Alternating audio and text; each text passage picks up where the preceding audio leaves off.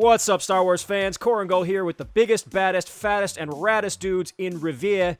We are officially 2 weeks out from the launch of Star Wars Squadrons, and I have been spending the last few streams getting my ass kicked in Battlefront 2's Starfighter Assault mode in anticipation of, if not preparation for, because who knows if anything will translate, but hey, I figured advanced Starfighter controls would be in the ballpark.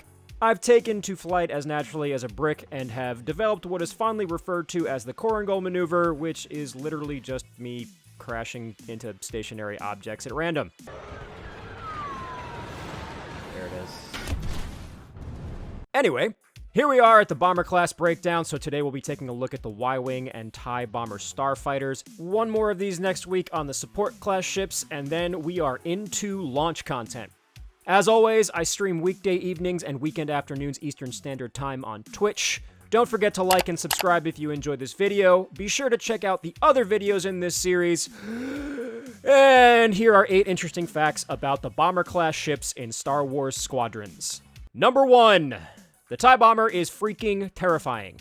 Yes, it's slow. Yes, it's a sitting duck, but dear lord, does this thing pack a punch. It is designed to be the capital ship killer in Squadrons, and its potential loadouts in canonical Star Wars included at least one of 16 concussion missiles, 12 proton torpedoes, 8 proton rockets, 6 space mines, 5 golden rings, 4 proton bombs, 60 effing 4 thermal detonators, and a partridge in a pear tree. Almost positive the destruction of Alderaan wasn't a Death Star super laser at all, just a fully loaded TIE Bomber entering hyperspace from the focusing lens. Number 2. The Y-Wing Starfighter is exactly as old as it looks. The initial model of the Y-Wing, the BTL-B, was manufactured by Consair Manufacturing for the Republic Navy during the Clone Wars. The model we're all familiar with in the Death Star trench run decades later, the BTL-A4, was only a slight modification from the original Clone War era Y-Wing, and was also in service towards the end of the war. Gold Squadron basically attacked the Death Star with covered wagons from the Oregon Trail. Number 3. The Ordnance Bay of the TIE Bomber could be swapped out for a passenger cabin with room for up to 6 people. Though uncommon and mostly seen in Legends, the TIE Bomber's Ordnance Bay could have its munitions removed and a crew cabin put in its place. If you ever want to tour a galaxy far, far away at uncomfortably slow speeds, have I got a trip for you. Number 4. You guessed it, the Empire had first dibs on the Y-Wing 2. It was created for the Republic Navy during the Clone Wars. The Republic became the Empire had the Y-Wings. What did the Empire do? Shift towards a capital-based superiority doctrine and a numbers-based starfighter corps.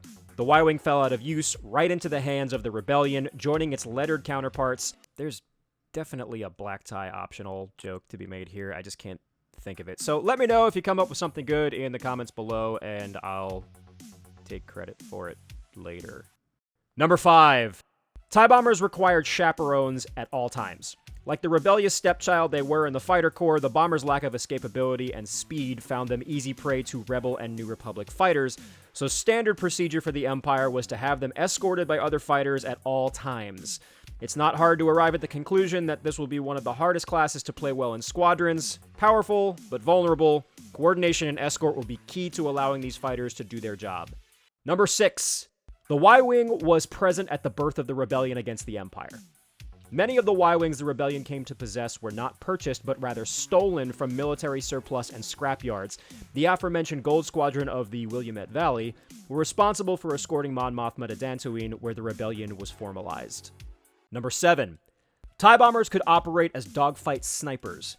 While not maneuverable or equipped with shields to function effectively in dogfights, TIE Bombers usually had a large supply of concussion missiles on hand and could wait outside an engagement area where other TIE variants were engaging enemy fighters and loose their missiles from a safe distance on unsuspecting prey.